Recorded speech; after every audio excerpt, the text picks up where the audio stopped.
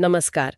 आज हम एक बहुत ही दिलचस्प सफर पर निकल रहे हैं। हाँ बिल्कुल। श्रीमद् भगवत गीता का बिल्कुल पहला श्लोक, अध्याय 1, श्लोक 1 और इससे जुड़ी जो व्याख्याएं हैं उन्हें देखेंगे। मकसद ये है कि इस एक छोटे से श्लोक में जो गहरे इशारे छिपे हैं ना, उन्हें पकड़ने की कोशिश करें।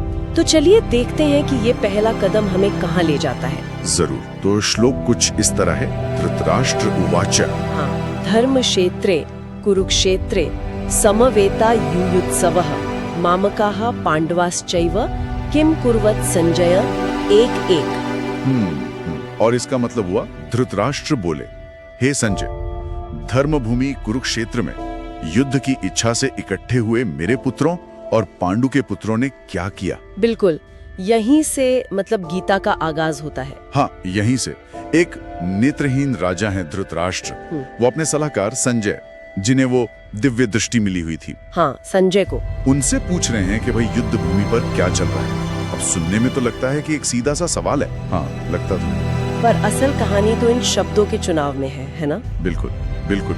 सबसे पहले तो ये देखिए ना, धर्म क्षेत्र कुरुक्षेत्र। हाँ, ये दो शब्द सिर्फ कुरुक्षेत्र नहीं, कुरुओं की भूमि, बल्कि उसे धर्म क्षेत्र भी कहा। अच्छा, तो ये सिर्फ मतलब एक जमीन का टुकड़ा नहीं रह गया, ये एक नैतिक कसौटी बन गया है। ओह, एक ऐसा मैदान जहां सिर्फ योद्धा नहीं लड़ रहे, बल्कि धर्म और अधर्म वो आमने सामने है। वाह। ये शब्द चुनकर ही एक तरह से ग्रंथ ने इशारा कर दिया कि भाई ये लड़ाई सिर्फ राजपाट की नहीं है, ये सिद्धांतों की लड़ाई है, सही और गलत की। ये तो बहुत दिलचस्प बात है। मतलब युद्ध शुरू होने से पहले ही मैदान को ही एक नैतिक वजन दे दिया गया। हाँ बिल्कुल। तो क्या इसका मतलब ये समझें कि नतीजा पहले से तय था, क्योंकि ये धर्म का क्षेत्र था? देखिए, ये गहरा सवाल है। धर्म क्षेत्र कहना शायद सीधे सीधे नतीजे की भविष्यवाणी नहीं करता। अच्छा। लेकिन हाँ, ये उस माहौल को, उस कसौटी को जरूर सेट करता है जिस पर कर्मों को परखा जाएगा। ये याद दिलाता है कि कर्मों का जो फल मिलेगा ना, उसका आधार सिर्फ शक्ति नहीं बल्कि धर्म भी होगा। और शायद ये शब्द धृतराष्ट्र के लिए एक चेतावनी जैसे भी थे, अगर वो सुन पाते। और यहीं पर उनके जो अगले शब्द है वो और भी ज्यादा मायने रखते हैं। मामकाः पांडवाश्चैव। हाँ, ये बहुत महत्वपूर्ण है। मेरे पुत्र और पांडु के पुत्र। मतलब कैसे एक ही परिवार के बच्चों को ऐसे अलग कर दिया। हाँ, इन शब्दों का वजन देखिए। मामकाः, मेरे, इसमें कितना गहरा अपनापन है, मोह है। हाँ, पक्षपात साफ दिख रहा है। बिल्कुल स्पष्ट पक्षपात। और फिर कहते हैं पांडवा, पांडु के पुत्र। यहाँ एक दूरी है, एक परायापन साफ झलकता है। वो संजय से ये नहीं पूछ रहे कि हमारे बच्चों ने क्या किया, वो पूछ रहे हैं मेरे बेटों और पांडवों ने क्या किया। सही। ये बंटवारा सिर्फ जबान पर नहीं है, ये उनके मन में है। ये दिखाता है कि वो राजा तो थे, पर न्याय और निष्पक्षता की जो दृष्टि होनी चाहिए वो उनमें बची नहीं थी। तो ये सिर्फ आंखों का अंधापन नहीं था? नहीं, बिल्कुल नहीं। ये मोह का अंधापन था, अन्याय का अंधापन था। लेकिन क्या इसे ऐसे नहीं देख सकते कि भाई एक पिता हैं, अपने बच्चों के लिए चिंता तो होगी ही, युद्ध का माहौल है आखिर। चिंता होना तो स्वाभाविक है, बिल्कुल। पर यहाँ बात शायद उससे थोड़ी आगे की है। अच्छा, कैसे?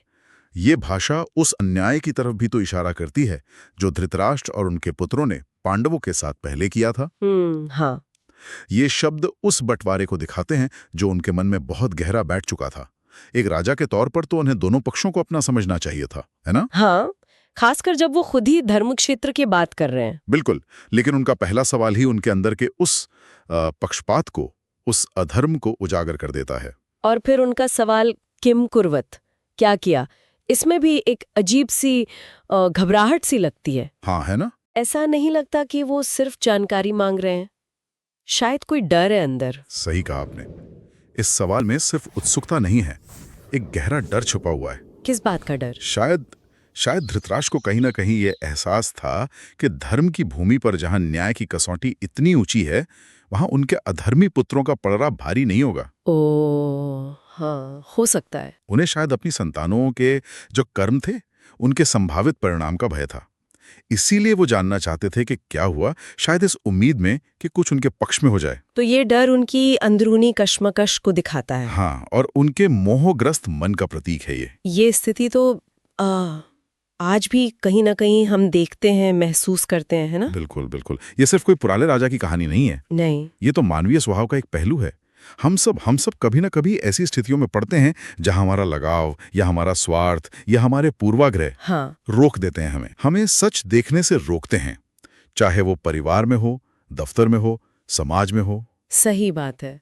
धृतराष्ट्र का वो अंधापन हमें याद दिलाता है कि असली अंधापन आंखों का नहीं है, वो दिल और दिमाग का होता है। जब हम न्याय और सच्चाई को अपने मोह या डर के पर्दे से ढक लेते हैं। बिल्कुल। तो इस पहले श्लोक से जो सबसे बड़ी बात जो निचोड़ निकल कर आता है वो यही है शायद कि भारी दुनिया को समझने से पहले अपने अंदर के मोह, पक्षपात, डर, इनको पहचानना जरूरी है। हाँ गीता का पहला सवाल ही हमें अंदर झांकने पे मजबूर कर देता है। हाँ, और ये हमें सोचने पर भी मजबूर करता है।